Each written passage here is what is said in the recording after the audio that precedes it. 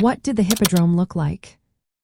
If you're curious about the ancient structures where chariot racing and other grand events took place, you're about to uncover the fascinating details of the Hippodrome. Let's take a step back in time and visualize what these impressive stadiums looked like.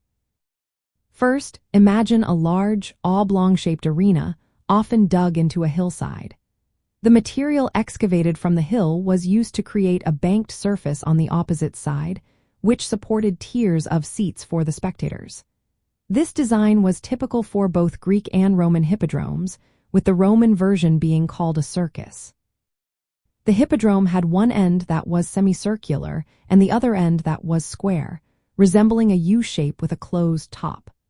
The seating areas were arranged in tiers along the length of the arena and around the curved end. Dignitaries and important figures had special seats above the offices at the straight end of the stadium. Inside the arena, there was a low wall called the spina that ran most of the length of the course. This wall was crucial as it divided the racing track and was decorated with sculptures and monuments.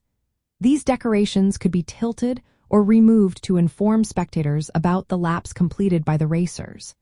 The spina was a key feature, making the racing events more engaging and informative for the audience. The track itself was quite large, sometimes as wide as 400 feet and as long as 600 to 700 feet. This size accommodated up to 10 chariots racing at the same time. To navigate the track, chariots had to careen around conical poles called medae, which were located at each end of the spina. These poles were a challenge for the racers and often led to dramatic crashes. The seating capacity of these hippodromes was impressive. For example, the Hippodrome of Constantinople, one of the largest, could house more than 60,000 spectators. The seats were tiered, rising about 40 feet above the track, and were separated from the track by a moat. VIPs enjoyed marble seats in the front rows, while others sat on wooden benches, with the option to hire cushions for comfort. The Hippodrome of Constantinople, built under the Roman Emperor Septimius Severus and completed by Constantine, was particularly grand. It featured great vaults supporting the seating tiers instead of the usual embankment. This stadium was not just for sports. It also hosted imperial ceremonies, military triumphs, political demonstrations, and even public executions.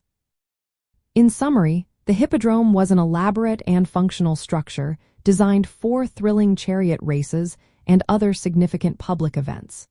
Its unique design, with the spina and medae, along with its massive seating capacity, made it a centerpiece of ancient Greek and Roman culture.